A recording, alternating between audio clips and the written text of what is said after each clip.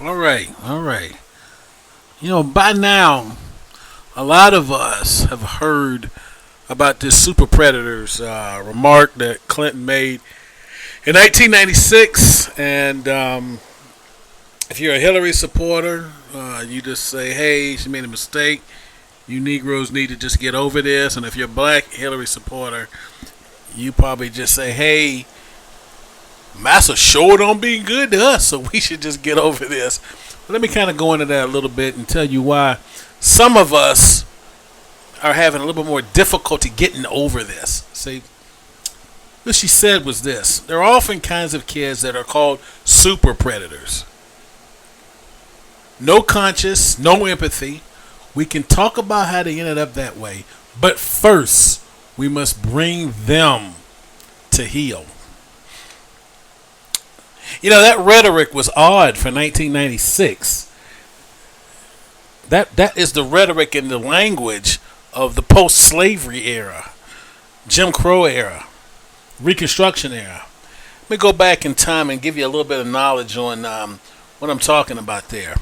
See, during slavery, being that this was a Christian nation, white Americans needed a way, some of them needed a way to justify the enslavement of people. Chattel slavery was a brutal regime. Having to beat people and bend them for submission was something difficult to do and to see. So they had to describe blacks as something that's less than human. So during slavery, blacks were seen as happy and childlike, needing to be disciplined and punished. They were savage by nature, but they were very, very kind and gentle souls that couldn't exist without the white man's guidance and couldn't exist without being taught Christianity. That's another story, but I think a lot of you guys can look up how Christianity was used to influence and manipulate black Americans. Well, when slavery ended, there was another issue going on. See, these black folks that had bent down on their knees and had begged you not to beat them, begged to serve you, begged you at every turn, now they were free. And some of them didn't beg and grovel anymore. That was a problem. Also, if you own plantations, you lost all your workers. You lost that free labor that allowed you to profit so much. That's another problem. And in general, if you were white and you gain your sense of self-worth on how much better you were than black Americans, you were bothered by that as well. So what happened? A new stereotype emerged. No longer were blacks happy, childlike slaves.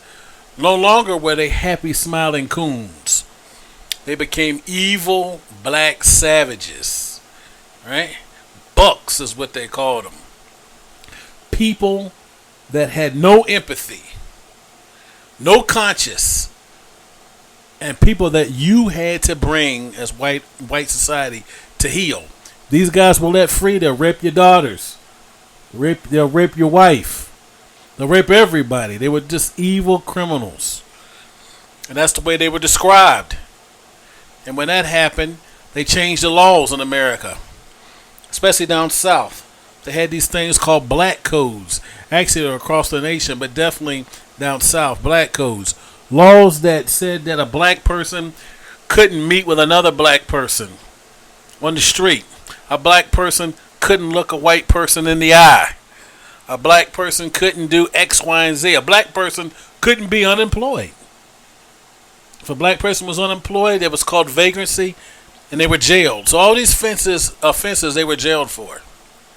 And when they were jailed in this prison system, they were often rented out, paid to the jail and the state, back to the same plantations they had worked for previously. So in fact, the criminal prison system was used as a way to bring back slavery. There's a book about it called Slavery by Another Name. Essentially, it was de facto slavery. And this is what Jim Crow was about. It was about putting your heel on people, getting them to work for you for free, getting them to beg you, getting them to accept last class citizenship in America. So when Hillary Clinton said that, It had history behind it. And for those of us who have read a little bit of history, we know that this is the issue and we know what she was talking about. This was a narrative that carried, especially in the South, and as you know, the Clintons were from Arkansas. It carried from Reconstruction, 1865, all the way up until actually today, but definitely in 1996 when she let that go. That was the racial rhetoric of the time. It's always been that rhetoric. Blacks are animals, criminals, monsters. Reagan used the same thing when he talked about black bucks when he ran in 1980. Bull Connor and the segregation movement in the South before talked about these dangerous black bucks.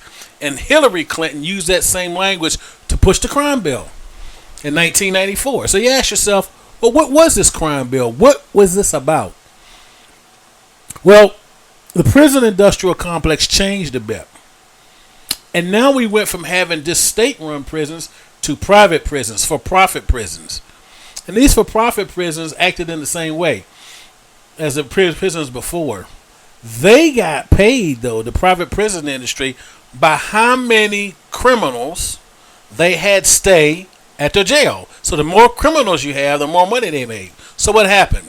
Even to this day, the Clintons accept money from the private prison industry and other politicians as well. These politicians enact laws that will drive more people to prison. That was the war on drugs, and that was started before Clinton. It started with Reagan, but he helped continue that as well.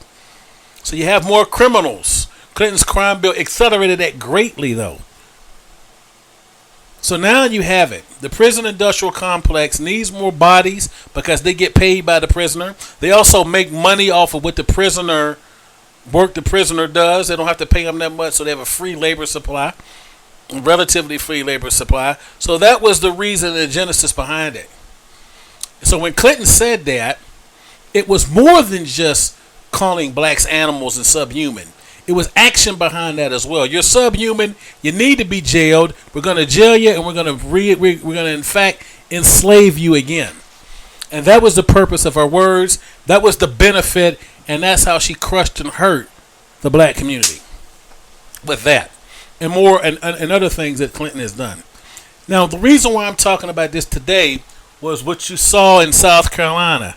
Now, I hope that this isn't true, but from what the exit polls say, a large majority of black voters supported someone who spent their 8 years in office demonizing your community and putting action behind it by totally destroying the black community. That is what happened with the Clintons.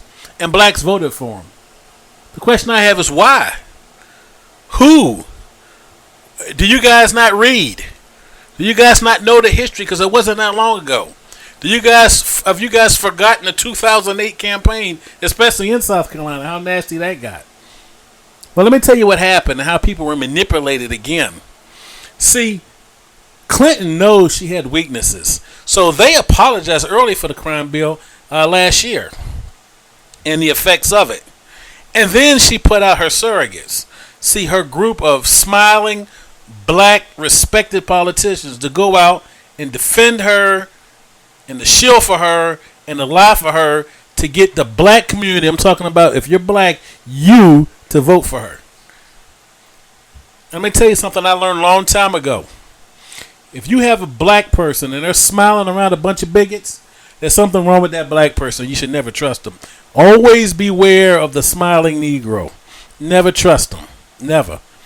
See, why is John Lewis, someone who had all that equity built up from his actions in the civil rights movement, and I'll tell you something about John Lewis. His behavior in the campaign when he became a congressman against Julian Bond, another black civil rights activist, was despicable and coonish, but a lot of you guys don't know about that. I actually lived in Atlanta. I was young during that time period, but I always thought that was a despicable action on his part. But I'll digress. Then you have James Clyburn, another leader, someone that is trusted, speaking out and shilling for Hillary Clinton. See, these guys have went out and they are trying to whitewash the Clinton's history and the damage she did to the black community. For what? What is this politics, people? The same people, whether they be the banking industry or the prison industrial complex or Walmart in the Clinton's case, or all the other places that give these people money. They give the money to those black politicians too. And those black politicians, their job is to be gatekeepers and to make sure that you stay on course and that you support who they want you to support, regardless of what they've done to you before in the past. So when you have a John Lewis, a James Clyburn, a Bakari Sellers smiling in your face, telling you who to vote for, or all these other black celebrities, ask yourself why. Why are these people shilling for things that I see? So here's the thing about this. You know what happened to you in the 90s. You know what the effect has been on the black community.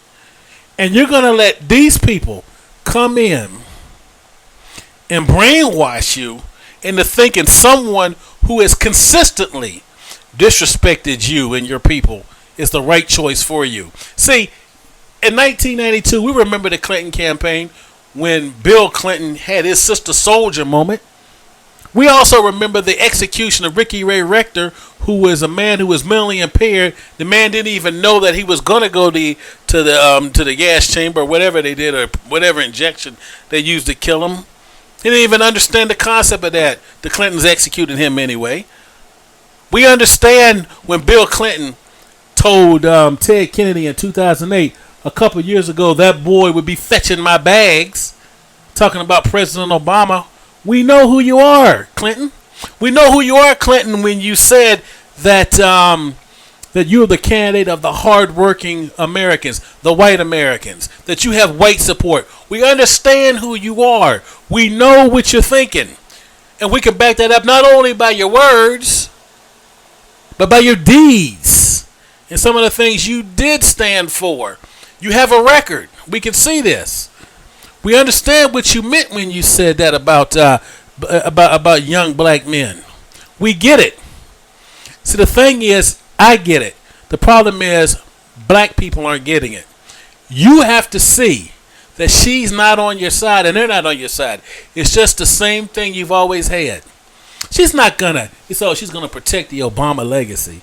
For what? And what is that a legacy in the first place? And what's she gonna protect? Nothing. She's gonna continue the way it's always been. You suffering. You footing the bill for everyone else's profit margins. You know, some of the things she did not only hurt. Forget this a black thing.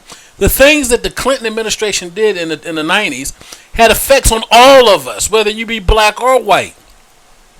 And when it had effect on all of us, I'm talking about Glass-Steagall and the housing collapse, it hurt you, black Americans, the most. And you're still going to support this person.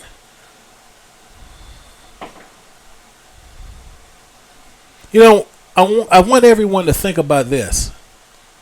You should always vote your interests and not vote who they tell you to vote for.